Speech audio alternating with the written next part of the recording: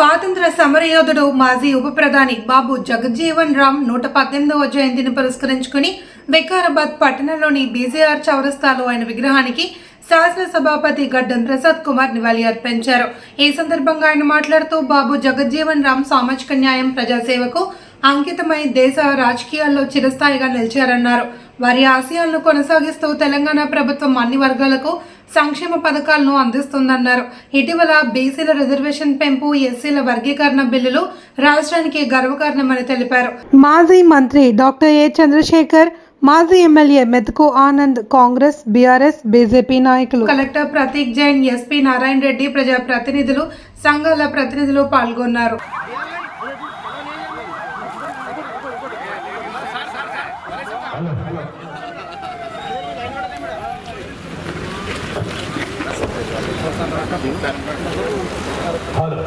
తెలంగాణ సాంస్కృతిక సారథులు కళాకారులు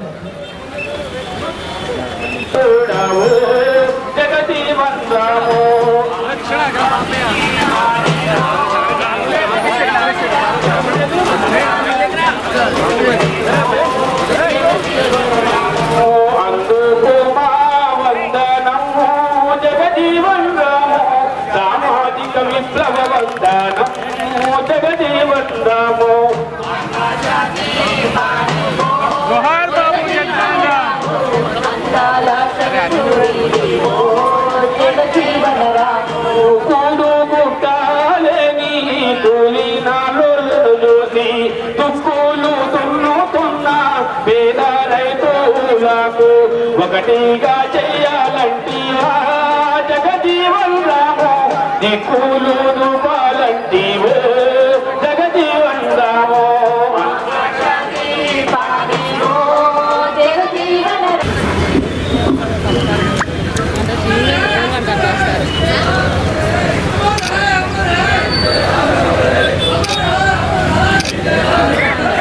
స్వాతంత్ర సమరయోధుడు, మాజీ ఉప ప్రధాని, కేంద్ర మాజీ మంత్రి స్వర్గీయ డాక్టర్ బాబు జి జగజ్జీవన్ రామ్ గారి 118వ జయంతి సందర్భంగా ఇక్కడ విచ్చేసిన వ్యక్తులు జిల్లా కలెక్టర్ ప్రతీక్ జైన్ గారు, జిల్లా ఎస్పీ నారాయణ రెడ్డి గారు, మరి అదేవిధంగా ఈ కార్యక్రమ అధ్యక్షులు రమేష్ గారు, ఈ పేర్లు అయితే చాలా మంది ఉన్నారు కాబట్టి కార్యదర్శి అంజయ్ గారు, మరి వారి టీం మొత్తం, మరి అదేవిధంగా ఈరోజు ఈ కార్యక్రమానికి చేసి పైన పెద్దలు, కిందున్న పెద్దలు, మరి చాలామంది బాలికలు ఎస్సీ హాస్టల్ నుంచి వచ్చిన చెప్పింది వారితో పాటు పత్రికా మిత్రులు, మీడియా మిత్రులు అందరికీ నా యొక్క నమస్కారం. చిన్నతనంలోనే అంటరానితనాన్ని, కుల వివక్షను ధైర్యంగా ఎదిరించిన వ్యక్తి బాబు జగజ్జీవన్ రామ్ గారు. బీహార్లోని చిన్న గ్రామంలో పుట్టిన జగజ్జీవన్ రామ్ గారు దేశ స్థాయిలో అత్యున్న పదవులను అలంకరించారు. స్వాతంత్ర సమరయోధంలో పాల్గొని జైలు జీవితం గడిపారు. స్వాతంత్ర భారతదేశ రాజ్యాంగ రూపకల్పనలో సభ్యునిగా అన్ని వర్గాలకు సమన్యాయం జరిగే విధంగా వ్యవహరించారు. భారతదేశ తొలి కార్మిక శాఖ మంత్రిగా, తదుపరి వ్యవసాయ శాఖ నిర్వహించి దేశంలోనే అత్యధిక కాలం కేంద్ర మంత్రిగా కొనసాగిన రికార్డు వారు సొంతం చేసుకున్నారు. దానితో పాటు 1936 నుండి 1986 వరకు 50 సంవత్సరాలు చట్టసభల్లో సభ్యునిగా ఉండడము ఇది వరల్డ్ రికార్డు. అన్ని వర్గాల ఆదరణ నిలబడతారు.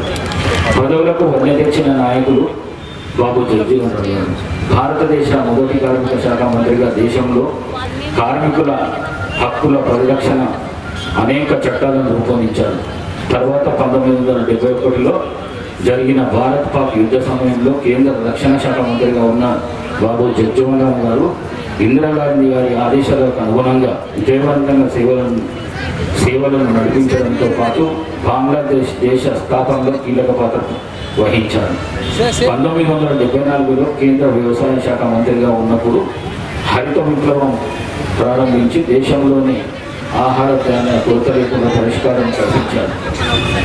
బాబు జగజ్జీవన్ రామ్ గారి సూచించిన అన్ని వర్గాలకు సమన్వయం అనే మార్గంలోని రాష్ట్ర ముఖ్యమంత్రి శ్రీ రేవంత్ రెడ్డి గారి నాయకత్వంలోని తెలంగాణ ప్రజాప్రభుత్వం అభివృద్ధి సంక్షేమ పథకాలను తెలంగాణ ప్రజలకు అందిస్తున్నది. కుల మత ప్రాంత రాజకీయాలకు అతీతంగా ప్రభుత్వ పథకాలు అర్హులైన అన్ని వర్గాలకు అందుతున్నాయి. మైదుతో సన్న బియ్యం పంపిణీ ఇవన్నీ కూడా అన్ని వర్గాలకు సమానంగా అందుతున్నాయి. మరి అదేవిధంగా మార్చి నెలలో జరిగిన తెలంగాణ అసెంబ్లీ సమావేశంలో విద్యా ఉద్యోగ రాజకీయ రంగాల్లో బీసీలకు 42% వరకు రిజర్వేషన్లు పెంచాలని, అదేవిధంగా రాష్ట్రంలో ఎస్సీల వర్గీకరణ అమలు చేసే బిల్లులను ప్రవేశపెట్టి ఆమోదించారు. తద్వారా తెలంగాణ రాష్ట్రంలో దేశంలోని అన్ని రాష్ట్రాలకు ఆదర్శంగా నిలిచింది. ఈ 2 నిర్ణయాల ద్వారా సమాజంలో మెజారిటీగా ఉన్న దళితులు, వెనుకబడిన తరగతుల వర్గాల వారికి రాజకీయంగా విద్యా ఉద్యోగ రంగాల్లో అభివృద్ధి చెందుతారు. ఈ 2 బిల్లులు అందరికీ ధన్యవాదాలు తెలుపుకుంటూ సెలవు తీసుకుంటున్నాను. నేను ముందుగా మాట్లాడడానికి కారణం, ఈరోజు ముఖ్యమంత్రి గారి దగ్గర 4 అంశాలపైన మీటింగ్ ఉన్నది. ఒకటేమో సమాచార చట్టం కమిషనర్ను సెలక్షన్ చేయాలి. 2 లోకాయుక్త బాడీని సెలక్షన్ చేయాలి. మరి అదేవిధంగా హ్యూమన్ రైట్స్ సంస్థను ఏర్పాటు చేయాలని ఈ మీటింగ్ పోవాలని చెప్పేసి నేను ముందుగా మాట్లాడడం జరిగింది. లేకుంటే మీటింగ్ అయ్యేదాకా ఉండేవాడిని. దాన్ని అందరూ మనస్ఫూర్తిగా మీరు అందరూ ఆదరించి నాకు సెలవు ఇవ్వాల్సిందిగా మీ అందరితో కోరుకుంటూ సెలవు తీసుకుంటున్నాను. Thank you. ఈరోజు బీజేఆర్ గారి జయంతి సందర్భంగా ఈ అధికారిక కార్యక్రమంలో పాల్గొంటున్నటువంటి గౌరవనీయులు కలెక్టర్ గారు, అదేవిధంగా ఎస్పీ గారు, ఇప్పుడే వచ్చిపోయినటువంటి గౌరవనీయులు స్పీకర్ గారు, వేదిక మీద ఉన్నటువంటి అందరు పెద్దలు, దయచేసి పేరు వేరు, ఎందుకంటే చాలా మంది ఉన్నారు కాబట్టి వేదిక మీద ఉన్నటువంటి వాళ్ళు, వేదిక ముందున్నటువంటి అక్క చెల్లెళ్ళు, అన్నదమ్ములకు అందరికీ పేరు పేరు నమస్కారం తెలియజేస్తా ఉన్నాం. మనోళ్ళు బీజేఆర్ గారి గురించి అందరూ చెప్తూనే ఉన్నారు, తెలియదు ఎవరికి ఉండదు. మళ్ళీ చెప్పిదాన్ని మళ్ళీ చెప్పుడు కంటే ఇది 117వ జయంతి అని కొందరంటే 18వ జయంతి అని కూడా కొంతమంది అనుకుంటున్నారు. కన్ఫ్యూజన్ ఉంటుంది కొంతమందికి.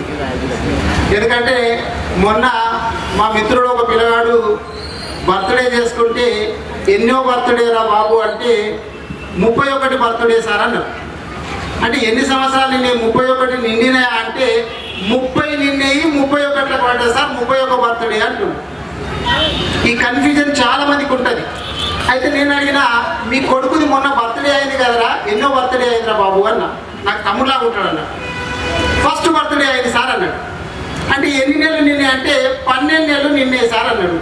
మరి 12 నెలలు నిండేయి అంటే సంవత్సరం నిండింది, దాన్ని 1 సంవత్సరం నిండితే 1 బర్త్డే అంటే మరి 2వ బర్త్డే అనేది ఉండే కదా నీ లెక్క ప్రకారం మరి అంటే అవు సార్.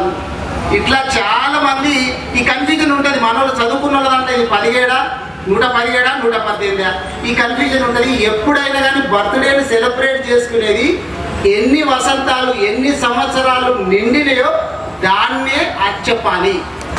ఇది చాలా మందికి కన్ఫ్యూజ్ అవుతుంటారు, తెలియక కాదు తెలిసి కూడా కన్ఫ్యూజ్ అవుతుంటారు. ఇక బీజేఆర్ గారి గురించి మనోళ్ళు అందరు చెప్పిండ్రు. అయితే నా రిక్వెస్ట్ ఒకటి, కమిటీ వేసి ఉంటారు, ప్రతిసారి కూడా వేస్తారు. బీజేఆర్ గారి జయంతి, అదేవిధంగా అంబేద్కర్ గారి జయంతులు చేయడానికి కమిటీని వేస్తారు. ఇప్పుడే మాట్లాడుతున్న రమేష్ గారు ప్రెసిడెంట్, మా అంజీ గారు సెక్రటరీ అని చెప్పి విన్నాను, సంతోషము. కాకపోతే గౌరవ కలెక్టర్ గారికి నా రిక్వెస్ట్ ఏంటంటే, ఒకటి ఏమవుతున్నది బీజేఆర్ గారి జయంతి అన్నా లేకపోతే అంబేద్కర్ గారి జయంతి అన్నా ఇది ఎస్సీల ప్రోగ్రాము అనేటటువంటి ఒక భావన వస్తువు ఉంది. కాబట్టి కమిటీలో నేను కోరేది మిమ్మల్ని కలెక్టర్ గారు ఏంటంటే, అన్ని కమ్యూనిటీల వాళ్ళను దాంట్లో ఇన్వాల్వ్ చేయండి కమిటీలో కూడా.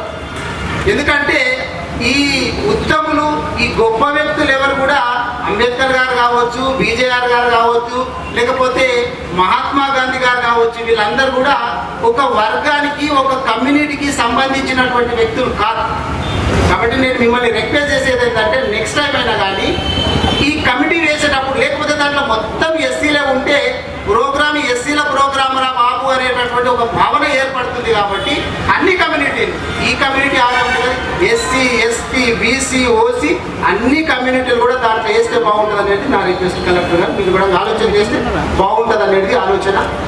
ఇక మనం ఈ జయంతులు జరుపుకోవడం లోపల, అదేవిధంగా విగ్రహాలను ప్రతిష్ఠించుకోవడం లోపల ఏముంటుందంటే, ఆ విగ్రహాన్ని చూసినప్పుడు వాళ్ళు సాధించినటువంటి గొప్ప విజయాలు మనకు మళ్ళొక్కసారి గుర్తుకు రావాలనేటటువంటి ఉద్దేశంతో మనం దండలు వేస్తూ ఉంటాం, విగ్రహాలకు పూజ చేస్తూ ఉంటాం. ఎందుకు అంటే వాళ్ళని స్ఫూర్తిగా తీసుకోవాలనేటటువంటి మంచి ఉద్దేశంతో మనం ఇవి చేస్తూ ఉంటాం. చాలా సందర్భాలు ఏమవుతుంటుందంటే, నేను గతంలో కూడా చెప్పిన, దండ వేయంగానే అంబేద్కర్ గారి ఆశయాలు సాధిద్దామంటాడు. ఇదికి వచ్చినాక ఆశయాలు ఏందో అంకిలేదు. ఆశయాలు ఏంది అనేది మనం స్లోగన్స్ ఇచ్చుడు కంటే ముఖ్యంగా ఆ ఆశయాలు ఏంటి, వాటి సాధనకు మనం ఏం చేయాలి అనేటటువంటిది మర్చిపోతారు. ఇది ఎట్లుంటుందంటే, మనం ఎప్పుడైనా శ్మశానం పోయినామనుకో, శ్మశానానికి పోయినప్పుడు మనం అన్ని వైరాగ్యం నెలకొంటుంది. ఈ కొట్లాట్లేంది, పంచాయతీ లేని, ఈ ఆస్తుల తగాదు లేని, ఇదేంది అదేంది అని చెప్పి అన్నీ మర్చిపోతాం. ఎప్పటికైనా ఉండే పోయే వాళ్ళమే కదా, వచ్చేటప్పుడు ఏం తీసుకొని వచ్చినాము, పోయేటప్పుడు ఏం తీసుకొని పోతాం అనే భావన ఉంటాం. శ్మశానం వాటికలో ఉన్నంతసేపు బయటికి రాగానే నాడు అట్లన్నాడంట కదా, చూస్తామని సంగతి చూస్తానని స్టార్ట్ అవుతుంది. అయితే నేను చెప్పదలుచుకున్న విషయం ఏంటంటే, ఈ గొప్ప వాళ్ళని అందరినీ కూడా మనం ఆదర్శంగా తీసుకోవాలా. వాళ్ళ ఆశయాలు ఏంటి అనేటటువంటి వాటిని అమలు చేయడానికి మన వంతు కృషి ఏం చేస్తామని చెప్పి ఇది గుర్తుపెట్టుకొని ముందుకు సాగాలా. ఇది ఎందుకంటే పార్టీలకు అతీతంగా చేసుకునేటటువంటి కార్యక్రమాలు కాబట్టి అందరినీ దీంట్లో భాగస్వామ్యం చేయాలని చెప్పి మరొక్కసారి కోరుకుంటూ, జయంతి సందర్భంగా అందరికీ కూడా అభినందనలు మరొక్కసారి తెలియజేసుకుంటూ సెలవు. బాబు జగజీవన్ రామ్ గారి జన్మదిన సందర్భంగా ఈరోజు ఉత్సవ కమిటీ ఏదైతే ఏర్పాటు చేసిందో, ఈ ఉత్సవ కమిటీ అధ్యక్షులు వారి సంఘం సభ్యులకు అందరికీ ప్రథమంగా నేను హృదయపూర్వకంగా అభినందిస్తా ఉన్నాను. ముఖ్యంగా ఈ కార్యక్రమంలో బాబు జగజీవన్ రామ్ గారి గురించి వారి జన్మదిన సందర్భంగా ప్రతి సంవత్సరం కూడా గుర్తు చేసుకొని వారు చేసిన సేవలను, ఈ దేశానికి దళితులకు ఇచ్చిన హామీలను, దళితులకు అదేవిధంగా అట్టడుగు వర్గాలకు అందరికీ కూడా ఆయన వెన్నంటి ఉండి అనేక కార్యక్రమాలు చేసిన పరిస్థితుల్లో ఈరోజు వారిని గుర్తు చేసుకోక తప్పదు. ఈ సందర్భంగా ఈ సంవత్సరంలో ఏర్పాటు చేసుకున్న ఈ ఉత్సవాలలో యొక్క స్టేజీని చూస్తే చాలా ఆనందం ఏర్పడుతుంది. బాబు జగజీవన్ రామ్ అనగానే ఈయన మాదిగోళ్ళు మాత్రమే చేసుకోవాలి అనేది కాకుండా ఈరోజు అన్ని కులాల వారు, అన్ని మతాల వారు అందరూ కూడా ఈ స్టేజ్ మీద ఉన్నందుకు నిజంగా నేను చాలా సంతోషపడుతున్నాను. మీకు స్టేజ్ మీద ఉన్న వాళ్ళందరికీ కూడా నేను నమస్కారం తెలియపరుస్తున్నాను. అదేవిధంగా కార్యక్రమానికి చాలామంది హాజరైంది. అంటే ఇంతకు ముందు మాట్లాడిన మిత్రులు ఫ్యామిలీస్తో రావాలంటే రావచ్చు, అది సాధ్యమయ్యే పని కాదు. కానీ కుటుంబానికి ఒకరు తెలిసిన వాళ్ళందరూ కూడా రావచ్చు, వస్తే చాలు, అది సరిపోతుంది అని చెప్పేసి ఈ సందర్భంగా మీకు అందరికీ కూడా మనం చేస్తూ, ఊరు రాకుండా ఉండే పరిస్థితులలో కూడా చూసినాం మేము. ఎందుకంటే బాబు జగజీవన్ రామ్ స్టాచ్యూ పెట్టుదామనుకుంటే మా ఈ మూల మీద ఉన్న షాప్లో కూర్చుంటుంటే 4-5 మంది వస్తుండే, కానీ చూసుకుంటూనే వెళ్ళిపోతారు అక్కడ.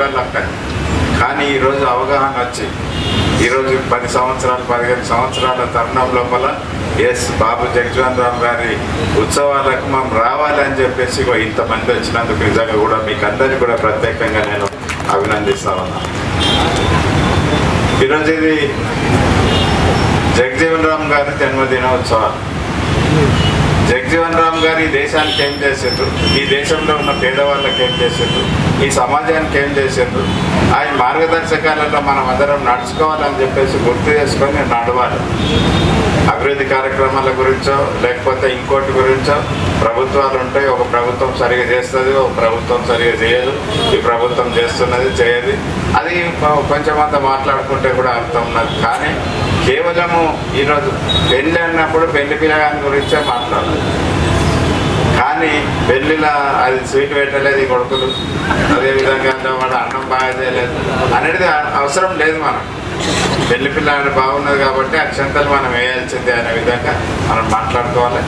ఏది ఏమైనా సరే ఈరోజు వికారాబాద్ పట్టణంలో బాబు జగజీవన్ రామ్ గారి స్టాచ్యూ పెట్టుకునడానికి నిజంగా కూడా ఇందాక జగదీష్ మాట్లాడినట్లు చాలా కష్టమైంది ఆ రోజుల్లో. ఈయన్నే అనేక సార్లు, ఒక 50 సార్లు మా ఈ షాప్లో సేటు అజ్మత్ సేట్ దుకాణంలో కూర్చుంటేమో ఆయన దయదర్చి మాకు ఛాయ్ తాపిస్తుండే, లేకపోతే ఇంత కూల్ డ్రింక్స్ అవే వేస్తుండే. ఆడ కూర్చొని చేసిన కార్యక్రమాలు అది నిజంగా కూడా బాబు జగజీవన్ రామ్ గారి కూతుర్ని చీఫ్ గెస్ట్గా తెచ్చే వరకు ఇదంతా కూడా కార్యక్రమాలు జరిగినాయి. అదంతా కూడా డెవలప్మెంట్ కిందనే లెక్క. అంటే ఓపిక కావాలి, ఓపిక ఉంటేనే అవన్నీ కూడా అభివృద్ధి జరుగుతుంది. తర్వాత మనకు ఒకటి తిట్టే కదా ఒకటి అనే కదా అని చెప్పేసి అనుకుంటే మనకు అది ముందుకే జరగదు. కాంప్రమైజేషన్లో పోతేనే అభివృద్ధి జరుగుతుంది. ప్రతి ఒక్కరు మన పుట్టుక నిజంగా కూడా ఈ దళితుల పుట్టుకలంతా కూడా పుట్టుకతోనే మనం కాంప్రమైజేషన్లో పుడతాం. ఎందుకంటే తల్లి గర్భంలో ఉన్నప్పుడు కూడా సరిగా తిండి ఉండదు, కాంప్రమైజ్ అవుతాం. తిండి లేకున్నా కూడా పెరుగుతాం, లోపలనే పెరుగుతాం, అది కూడా కాంప్రమైజ్. తిండి లేకున్నా కూడా మనల్ని కంటది తల్లి, అది కూడా కాంప్రమైజేషన్. కాబట్టి కాంప్రమైజేషన్కు ఉన్న గొప్పతనం ఇంకో దానికి లేదు. కాబట్టి మనం అందరం కూడా ఒక్కొక్కసారి పర్టికులర్గా మాదిగోళ్ళు ఓ అంటే ఉరుకులాడతారు, ఓ అంటే మీద రోషం వస్తుంది. రోషం వచ్చినప్పుడు వాడు నాశనం అయిపోతాడు. కాంప్రమైజ్ అయ్యి కూర్చుంటే వాళ్ళు డెవలప్ చేయడానికి అవకాశం ఉంటుంది. కాబట్టి ఇక్కడ ఉన్న నా సోదరులకు, మా రక్త బంధువులకు అందరికీ కూడా మీరు ఆవేశపడకండి. ఆవేశపడ్డంతా కూడా నిజంగా కూడా ఎక్కడ కూడా అభివృద్ధి జరిగిన దాఖలాలు లేవు. కాబట్టి ఆవేశపడకుండా కాంప్రమైజ్ కొని మనం ఎట్లయితే పుట్టినామో దాన్ని గుర్తు చేసుకొని మనం అభివృద్ధి జరగాల్సిన అవసరం ఉన్నది. ఇంకొక విషయం ఏంటంటే ఈరోజు భారతదేశ సంస్కృతి గురించి చాలా గొప్పగా చెప్తారు, కానీ నేను ఆ సంస్కృతిని భారతదేశంలో ఉన్న సంస్కృతి మా జాతికి 2 సార్లు అవమానం జరిగింది. ఒకసారి బాబు జగజీవన్ రావు గారు ఒక్క మెట్టు ఎక్కితే ప్రధానమంత్రి అయిపోయేటోడు. ఎందుకు కాలేదు? కేవలం దళితుడు కాబట్టి ఆ మెట్టు దాకా ఎక్కలేకపోయాడు. ఈ సంస్కృతి ఆయన కాళ్ళు పట్టి గుంజి పారేసేసి ఉప ప్రధానిగానే ఉంచడానికి అవకాశం వచ్చింది. కాబట్టి ఇది సంస్కృతి. ఆ రోజు ఉన్న చరణ్ సింగ్ అనేటోడు ఈయన దళితుడు ప్రధానమంత్రి ఎట్లయితాడని చెప్పేసి ఒక్క కులంతోనే కులంను పెట్టే ఆయనను ప్రధానమంత్రి చేయలేకపోయిన పరిస్థితులు. అదే జగల ఇంకొక వ్యక్తి ఎవడున్నా సరే ఖచ్చితంగా దాన్ని ప్రధానమంత్రి అయిపోయేటోడు. కానీ అక్కడ ఆ రోజు అన్యాయం జరిగితే 80 సంవత్సరాల స్వాతంత్రం తర్వాత మళ్ళా ఈరోజు నిండు పార్లమెంట్లో ఇప్పుడున్న హోంమంత్రి అనేటోడు అంబేద్కర్ గారిని ఎందుకురా భజన చేస్తారు దేశంలో ఉన్నదంటే, అంబేద్కర్ గారిని ఈ దేశంలో ఇప్పుడే కాదు ఇంకా 1000 సంవత్సరాల వరకు కూడా అంబేద్కర్ గారిని భజన చేయాల్సిందే. ఎందుకంటే ఈ రోజు వరకు కూడా ఆయన రాసిన రాత ప్రకారం, ఆయన చేసిన ఈ యొక్క రాజ్యాంగం ప్రకారమే ఈరోజు భారతదేశం నడుస్తూ ఉన్నది. ప్రపంచంలో ఏ దేశంలో లేని విధంగా ఈరోజు భారతదేశం యొక్క రాజ్యాంగం ఉన్నది. ప్రపంచంలో ఎక్కడ లేని రాజ్యాంగం మన దగ్గర. ఎందుకంటే ఈ దేశంలో చదువుకున్న అత్యున్నతమైన వ్యక్తి ఎవరంటే అంబేద్కర్ గారు. ఆయన రాసిన రాజ్యాంగంతో ఈరోజు మనం అందరం కూడా ఈ రకంగా కూసగలుగుతున్నాం, మన పిల్లలను చదివించుకోగలుగుతున్నాం. రాజ్యాంగం గురించి అందరికీ తెలియాలి, అంబేద్కర్ గారి గురించి తెలియాలి. 80 సంవత్సరాలు ఇంకా కూడా ఏదైనా గ్రామంలో అంబేద్కర్ గురించి అడిగితే చెప్పరు. రాజ్యాంగం అంటే కూడా అంటే ఇది నిరక్షరాస్యతలో అక్షరాస్యత. అందుకే అంబేద్కర్ గారు ఆ రోజు ఆలోచన చేసి అందరు చదువుకోవాలి, చదువుకుంటేనే ఖచ్చితంగా మనకు ఆ కుటుంబం బాగుపడుతుంది, చదువుకుంటేనే ఆ యొక్క సమాజం బాగుపడుతుంది అని చెప్పేసి ఆయన స్పెసిఫిక్గా చదువులో కూడా మనకు రిజర్వేషన్ పెట్టి చదువు సరిగా రాకున్నా వీళ్ళని చదివించాలి అని చెప్పేసి అన్నింటిలో రిజర్వేషన్ పెట్టి ఈరోజు చదువుకునే విధంగా చేసిన చరిత్ర ఈరోజు అంబేద్కర్ గారికి. కాబట్టి ఈరోజు నేను మొన్న పిల్లలకు అందరికీ తెలియాలి. ఇంట్లో నాకు తెలుస్తుంది, నా భార్యకు తెలుస్తుంది, పిల్లలకు అంబేద్కర్ గారి గురించి కానీ రాజ్యాంగం గురించి తెలియదని చెప్పిండు మిత్రుడు. ఇది దృష్టిలో పెట్టుకొనే నేను మొన్న 26 జనవరి రోజు 75 సంవత్సరాల ఉత్సవాల సందర్భంగా మనకు 26 జనవరి రోజు 10 ఫీట్ల రాజ్యాంగం బుక్ తయారు చేసి 4000 మంది విద్యార్థుల మధ్యలో దాన్ని ప్రొసెషన్ తీసి ఇగో ఇదేంది అనే విధంగా క్వశ్చన్ చేసే విధంగా నేను ప్రొసెషన్ చేసిన పరిస్థితులు ఉన్నాయి. కాబట్టి పిల్లలకందరికీ ఈరోజు నేను 4000 మందికి రాజ్యాంగం బుక్ను పరిచయం చేసిన హిస్టరీ నాకు నిజంగా కూడా నాకు అది చాలా సంతోషంగా ఉన్నది. బుక్కులు చిన్న బుక్కులన్నీ కూడా పంచిపెట్టినాం. ఇది రాజ్యాంగం, ఈ రాజ్యాంగంలో ఉన్న ప్రకారమే మనం ఈరోజు చదువుకోగలుగుతున్నామని చెప్పేసి ఆ రకంగా ఈరోజు దేశంలో ఉన్న ప్రతి ఒక్కరికి కూడా 80 సంవత్సరాల స్వాతంత్రం తర్వాత కూడా ఇంకా ఈ అవకతవకలు ఉన్న పరిస్థితుల్లో మనం చాలా మందిని చదువుకున్నాం.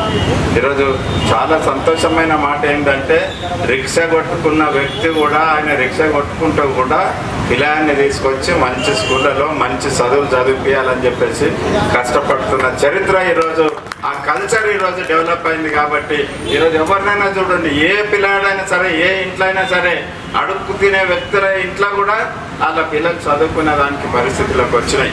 కాబట్టి ఇట్లనే ఇంకో 10-15 సంవత్సరాలు అయితే అందరు చదువుకొని పిల్లవాడు చిన్నోడు పోయి పెద్దగా ఇండు ఓటేసే రైట్ వచ్చిన పరిస్థితుల లోపల ఖచ్చితంగా ఈరోజు దేశం బాగుపడడానికి అవకాశం ఉంటుంది. ఇక చాలా బాధాకరమైన విషయం ఏమిటంటే ఈరోజు అంబేద్కర్ గారి గురించి పార్లమెంట్లో 80 సంవత్సరాల తర్వాత మాట్లాడిన విషయాన్ని దేశం అందరం కూడా ఖండించాల్సిన అవసరం ఉంటుంది. రాహుల్ గాంధీ గారు దాన్ని వ్యతిరేకించారు.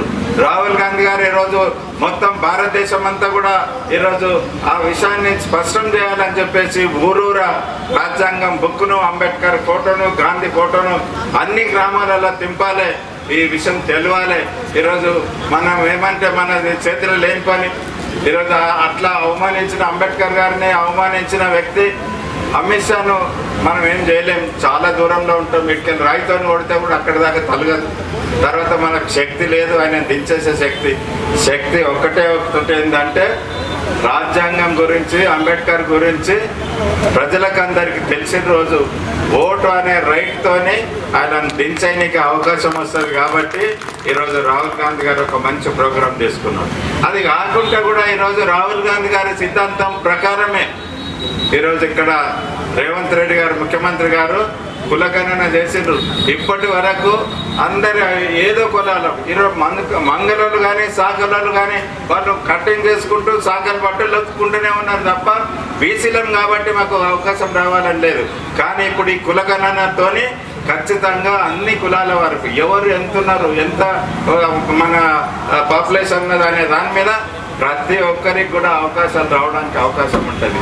ఉద్యోగాలు వస్తాయి, రాజకీయంలో అవకాశాలు వస్తాయి. ఈ కులగణనతో ఈరోజు ఖచ్చితంగా రాహుల్ గాంధీ చెప్పిన మాటతోనే ఈరోజు ఇక్కడ తెలంగాణ ప్రభుత్వం లోపల కులగణన జరిగింది, అందరికీ మేలు జరుగుతుంది.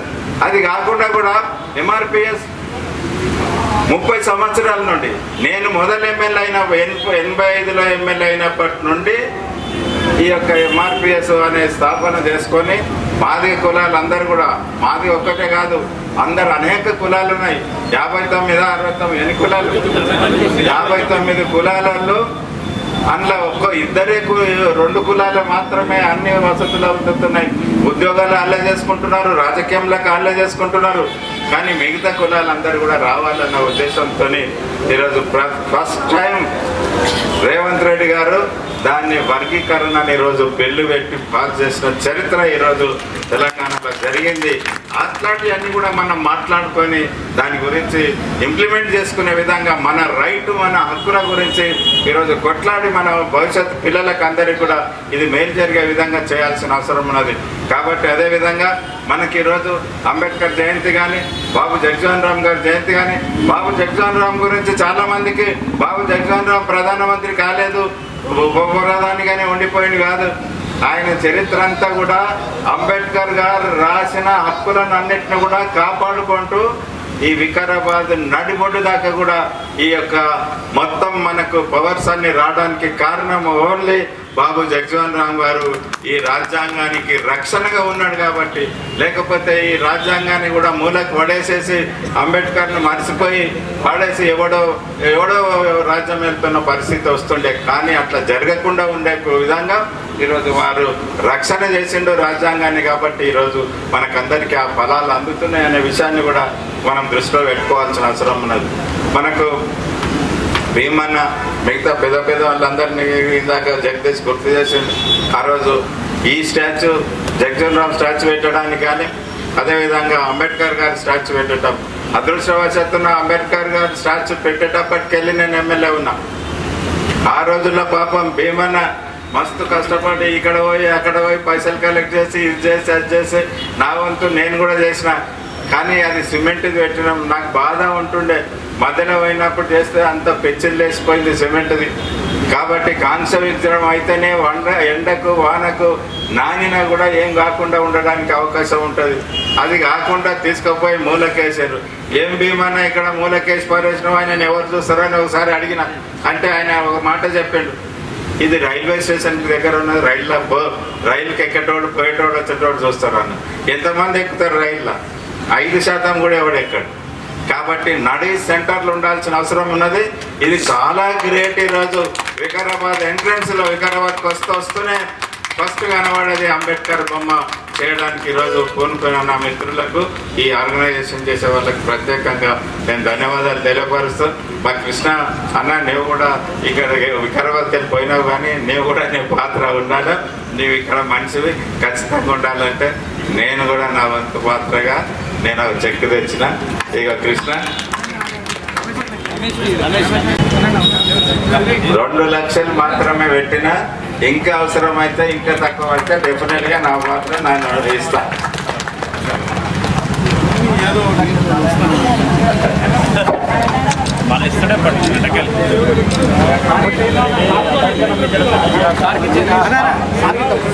రాష్ట్ర 17వ జయంతి ఉత్సవాలకు ఆనరబుల్ స్పీకర్ సార్ ఇక్కడ విచ్చేసి వెళ్ళిపోయారు. వారికి జిల్లా కలెక్టర్ శ్రీ ప్రదీప్ జైన్ సార్ గారికి అండ్ ఇక్కడికి విచ్చేసిన మిగతా అందరూ నాయకులందరికీ కూడా పేరు పేరున, మరి ఇక్కడికి విచ్చేసిన ప్రజలందరికీ మరియు పాత్రికేయ మిత్రులకు, ఎలక్ట్రానిక్ మిత్రులకు అందరికీ కూడా హృదయపూర్వక నమస్కారాలు.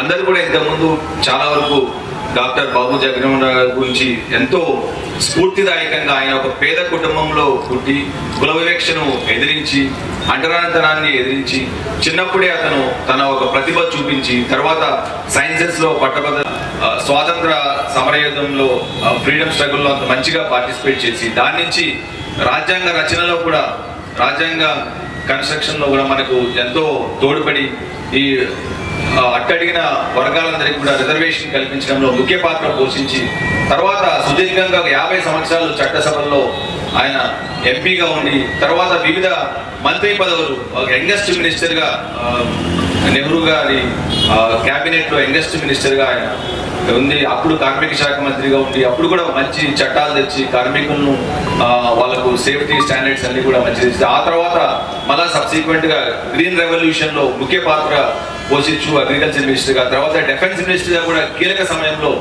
ఇండో పాక్ వార్ సమయంలో కూడా ఆయన కీలక పాత్ర పోషించి బంగ్లాదేశ్ లిబరేషన్లో కూడా మంచి కీలక పాత్ర పోషించడం జరిగింది.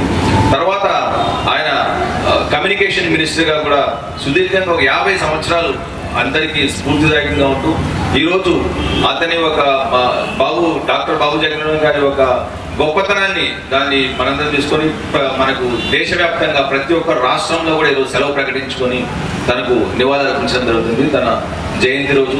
కాబట్టి డాక్టర్ బాబు జగజీవన్ రామ్ గారి ఆశయాలు, ఆయన ఉన్న ఒక ఐడియాలజీని, ఆయన ఒక ఆకాంక్షను అందరూ కూడా మనము ప్రతి ఒక్కరు స్ఫూర్తిగా తీసుకొని దాన్ని పాటించుకుంటూ ముందుకెళ్ళాలి. ఈరోజు ఇంత మంచి కార్యక్రమాన్ని జరిపి మమ్మల్ని ఆహ్వానించిన అందరికీ కూడా మరొకసారి నేను కృతజ్ఞతలు తెలుపుకుంటూ సెలవు తీసుకుంటా. Thank you very much. నమస్కారం. అందరికీ తెలిసిన విషయం, నాకు మాట్లాడడం చాలా కష్టం, కానీ నేను మాట్లాడాలి. సో ఈరోజు అందరికీ వేదిక పైన అందరూ లీడర్స్కి, పబ్లిక్ రిప్రజెంటేటివ్స్కి, అలాగా వేదిక ముందు ఉన్న అందరూ హాస్టల్స్ నుంచి కూడా చాలామంది విద్యార్థులు వచ్చారు, లీడర్స్ వచ్చారు. వారికి అందరికీ డాక్టర్ శ్రీ బాబు జగజీవన్ రామ్ గారి ఒక జన్మోత్సవం సందర్భంగా అందరికీ శుభాకాంక్షలు తెలుపుతూ నేను చెప్తున్నాను. సో చాలా మంది చెప్పారు ఈ కమిటీ గురించి. ఫస్ట్ నేను ఆ కమిటీ గురించి మాట్లాడాలి. నేను కలెక్టరేట్ లో కూడా మీటింగ్ పెట్టిన రోజు చెప్పాను, డాక్టర్ బాబాసాహెబ్ అంబేద్కర్ గారు కావచ్చు, ఫూలే గారు కావచ్చు, బాబు జగజీవన్ రామ్ గారు కావచ్చు, ఏదో లీడర్ కావచ్చు, వారు ఎప్పుడు వారి కులం కోసం పని చేయలేదు. నేను కూడా మైనారిటీ నుంచి వస్తాను, ఒక జైన్ కులం నుంచి వస్తాను, కలెక్టర్ గా పని చేస్తున్నాను, నా కులం గురించి నేను పని చేయలేదు. ఆ స్థాయిలో ఉన్నప్పుడు వారు 50-60 సంవత్సరాలు ఒక పబ్లిక్ లైఫ్ లో జీవనం గడిపారు. చాలా హోదాలో పని చేశారు. డిఫెన్స్ మినిస్టర్గా కావచ్చు, agriculture minister, civil supplies minister, చట్టసభల్లో పని చేశారు. వారు ప్రతి కులం కోసం పని చేశారు. ప్రతి కులం వారికి ఆదరిస్తుంది, ప్రతి కులం వారికి వారు చెందిన వారు అవుతారు. He's a first son of the soil, Bharat Mata పుత్రుడు లాగా మనము భావించాలి. ఒక కులం నుంచి వ్యక్తి కాదు. కానీ కమిటీ మనము వేస్తాము. మన డెమోక్రసీ చూస్తే, మన ఒక దేశం చూస్తే చాలా కాంప్లెక్స్ ఉంటుంది. మతాలు ఉంటాయి, భాషలు ఉంటాయి. నేను ఇప్పుడు హిందీ మా మదర్ టంగ్, నా తల్లి లాంగ్వేజెస్ హిందీ, నేను ఇప్పుడు తెలుగు మాట్లాడుతున్నాను. అంత కాంప్లెక్స్ డెమోక్రసీలో పని చేసినప్పుడు ఒక కమిటీ ఎందుకు ఏర్పాటు చేస్తాము? ఆ సమూహాల నుంచి మనకి సూచనలు రావాలి, సలహాలు రావాలి, వాళ్ళకి ఇన్ఫర్మేషన్ రావాలి, వారి గురించి ఎట్లా చేయాలి, వాళ్ళకి కన్సల్ట్ చేయాలి అనమాట. డెమోక్రసీ ఎప్పుడైనా కన్సల్టేషన్లో ఉంటుంది. ఆ కన్సల్టేషన్ మాత్రమే మనం చేసాము. కానీ ప్రతి కులం వాళ్ళు దాంట్లో పాల్గొన్నారు. నాకు తెలిసిన వరకు అయితే వేదిక పైన చూస్తే కూడా ఎస్టీ వాళ్ళు ఉన్నారు, ఓసీ వాళ్ళు ఉన్నారు, బీసీ వాళ్ళు ఉన్నారు, మైనారిటీ ఉన్నది. సో అలాగా చూస్తే అలాగా మనం మనసులో పెట్టుకొని అది ఆలోచిస్తాము. కానీ ఒకవేళ కమిటీలో మన అందరూ ఒప్పుకుంటే మనకి గవర్నమెంట్ సైడ్ నుంచి అభ్యంతరం లేవు. మనం ప్రతి కులంకి రిప్రజెంటేషన్ ఇవ్వడానికి కూడా ఉండదు. కానీ ఆ కమిటీ ఒక చిన్న ఉద్దేశం ఏముంటుంది, సలహాలు సూచనలు మనకు. కానీ ఇంప్లిమెంట్ చేసేది మనం రూల్ ప్రకారం చేస్తాము, గవర్నమెంట్ చేస్తుంది కాబట్టి ఇష్యూ లేదు. కానీ ఇంకొకటి చెప్పాను నేను, ఇది సెలవు ఇవ్వడం జరుగుతుంది. బాబాసాహెబ్ అంబేద్కర్ గారి జన్మరోజు కావచ్చు, బాబు జగజీవన్ రామ్ గారి జన్మరోజు కావచ్చు, కాబట్టి అన్ని స్కూల్స్ క్లోజ్ ఉంటాయి అన్నమాట. కానీ వీఆర్ ప్లానింగ్ ఒక మూవీ రూపంలో కావచ్చు. బికాస్ పిల్లలు దగ్గర కనీసం మనం ఈ మెసేజ్ తీసుకుని పోవాల్సిందేగా. ఆల్మోస్ట్ 100 సంవత్సరాలు అయిపోయింది. చాలా మందికి కొత్త జనరేషన్కి వాళ్ళు తెలియాలి. అంటే వాళ్ళు అంత డిస్క్రిమినేషన్ ఫేస్ చేశారు. మన ఇండియా ఎట్లా ఉండేది ఒకప్పుడు, అందరూ చెప్పారు దట్ 2 పార్ట్స్ ఉండేది, ఒక హిందూకి ఒక కాస్ట్ డిస్క్రిమినేషన్ ఉండేది. ఇప్పుడు ఉన్న ప్రపంచంలో ఆ డిస్క్రిమినేషన్ ఉందా లేదా అది ఒక వేరే డిబేట్. కానీ చాలా దూరం నుంచి మనము ట్రావెల్ చేసి వచ్చాము, ఇంకా చాలా దూరం పోవాల్సిన ఉంది మన దేశానికి. సో ఆ యంగ్ జనరేషన్కి మనము తెలిస్తేనే అప్పుడు వారికి తెలిసింది ఇండియా ఎట్లా ఉండేది, మన సొసైటీ ఎట్లా ఉంటుంది. కానీ ఆ సామాజిక న్యాయం ద్వారా భారత సామాజిక న్యాయంకి ఒక దారి చూపెట్టారు. ఆ సామాజిక న్యాయం ఎంత దూరం వరకు మనము తీసుకుపోవాలి అని ఆ పిల్లల దగ్గర యంగ్ జనరేషన్కి తెలిస్తే తప్ప అది ముందుకు పోదు. So we are planning to show some movies also. మనము ప్రతి హాస్టల్లో, ప్రతి రెసిడెన్షియల్ స్కూల్స్లో మూవీ క్లబ్స్, వికారాబాద్ మూవీ క్లబ్స్తో పాటు పేరు ఇచ్చేసి ఒక మూవీ క్లబ్ ఏర్పాటు చేసాము. దాంట్లో మూవీస్ చూపించడం కావచ్చు, జై భీమ్ లాగా మూవీ కావచ్చు. వారికి తెలిస్తేనే సొసైటీలో ఏముంది వారికి ఎప్పుడు ముందుకు పోగలుగుతాము. చాలా మటుకు రెసిడెన్షియల్ స్కూల్స్, హాస్టల్స్ కూడా రిపేర్ చేస్తున్నాము. నేను ఐటీడీఏ చేసి వచ్చాను. ఫస్ట్ టైం అప్పుడు కొత్తగూడిలో ఒక అనంతగిరి స్కూల్లో అప్పుడు కొంత పిల్లలు స్వాస్థ్యంకి అది గురి అయ్యారు. అప్పుడు జాండీస్ వచ్చింది. మన వికారాబాద్ జిల్లాలో చూస్తే సమ్ ప్రాంతాల్లో జాండీస్ ఉంది అనమాట. జాండీస్ బై నేచర్ ఉంది, స్ప్రెడ్ అవ్వడం. సో మనం అప్పుడు చూస్తే ఎట్లా ఉన్నాయి. సో స్పీకర్ సార్ కూడా speaker sir honourable minister, IT minister, incharge minister ఒక టాస్క్ ఇచ్చారు, నువ్వు 6 months తీసుకో, కానీ ఎట్లా సెట్ చేస్తావు అది సెట్ చెయ్యని. సో మనం కొన్ని చొరవలు తీసుకున్నాము. పిల్లలు ఇక్కడనే ఉన్నారు, వార్డెన్స్ కూడా ఇక్కడ ఉన్నారు, కొద్దిగా సెట్ చేయగలిగాము. నిన్న కూడా నేను తాండూరులో ఎస్సీ హాస్టల్స్ విజిట్ చేయడం జరిగింది, pre matric hostel and hostel. So కొంత దూరం వచ్చాము, ఇంకా పోవాల్సిన ఉంది. బట్ డెఫినెట్లీ 6 months లోపల అన్ని హాస్టల్స్ అండ్ రెసిడెన్షియల్ స్కూల్స్ ఇంకా బాగా పడతాయి. కొత్త మెనూ ఏర్పాటు చేస్తున్నాం. ఇంకొకటి చెప్పాలి అయితే, ఇప్పుడు రాజీవ్ యువ వికాసం మీడియా ఉంది కాబట్టి, మీరు అందరూ ఉన్నారు కాబట్టి, రాజీవ్ యువ వికాసం ఒక స్కీమ్ వచ్చి ఉన్నది మనకి. బాబాసాహెబ్ అంబేద్కర్ వారు బర్త్డే రోజు వరకు డెడ్ లైన్ ఎక్స్టెండ్ కూడా చేయడం జరిగింది 14 April వరకు. సో భారీ మాత్రమే మనకి ఇప్పుడు టార్గెట్ ఏవైతే ఉందో ఎస్సీ, ఎస్టీ, బీసీ కార్పొరేషన్ నుంచి, దానికి తక్కువనే అప్లికేషన్స్ వచ్చి ఉన్నాయి అనమాట. సో దయచేసి మీరు మన ఎంపీడీ ఆఫీస్ పోవచ్చు, మీ సేవకి పోయి కూడా అప్లికేషన్స్ ఇస్తే యువలు, స్పెసిఫిక్లీ యూత్, మనకి అది స్కీమ్ ఉంది. బడ్జెట్ అవుట్లే కూడా బాగా వచ్చినట్టు ఉంది. సో మీరు డెఫినెట్లీ దాంట్లో అప్లై చేయాలి. మీరు కూడా సంఘాల వారికి నేను కోరుతున్నాను, మీరు కూడా వాళ్ళకి ఒక అవగాహన కల్పిస్తే వారు ఖచ్చితంగా అప్లై చేయాలి. మీడియా వాళ్ళు కూడా ఉన్నారు, మీరు కూడా మీ మీడియా వాళ్ళకు చెప్తున్నాను, I'm requesting all of you. So Rajiv Vikasam scheme కూడా యూ ప్లీజ్ అప్లై. అండ్ ఇంతకు ముందు చెప్పారు, కలెక్టరేట్లోనూ మనం ఒక ప్లాన్ చేస్తున్నాము, ఫూలే గారిది, అంబేద్కర్ గారిది అండ్ జగజీవన్ రామ్ గారిది ఒక పెయింటింగ్ అవుతుంది. సో అన్ని కులాల సోషల్ రిఫార్మర్స్ మన ఇండియాలో ఏవైతే ఉన్నారో, తెలుగు కావచ్చు, బెంగాలీస్ కావచ్చు, వారిది ఒక మ్యూరల్ పెయింటింగ్ మనం ప్లాన్ చేసుకుంటున్నాము. ఒక 6 monthsలో అది కూడా మనం చేసి చూపెడతాము. అలా వేసేది వారేనే, వారు ప్రతి ప్రైవేట్ డిపార్ట్మెంట్ కావచ్చు, ప్రతి డిపార్ట్మెంట్ తోటి కోఆర్డినేట్ చేసేది వారి. బికాజ్ నా దగ్గర 4-5 డిపార్ట్మెంట్స్ ఉంటాయి, వెల్ఫేర్ డిపార్ట్మెంట్స్. 4-5 డిపార్ట్మెంట్స్ తోటి కోఆర్డినేట్ చేయడం నాకు కూడా ఒక పెద్ద హెడేక్నే. సో వారికి ఆ బాధ్యత, ఈ మంత్లో రిటైర్మెంట్ ఉంది వారికి కూడా. సో వారు చాలా హార్డ్ వర్క్ చేసి, అంటే ఇప్పుడు మీరు హాస్టల్స్ ఏవైనా చేంజెస్ చూస్తున్నారు, నేను జస్ట్ పుష్ చేశాను, కానీ యాక్చువల్గా వర్క్ చేసేది వారే. సో వాళ్ళకి కూడా ఈ స్టేజ్ నుంచి నేను కృతజ్ఞతలు తెలుపుతున్నాను. Thank you.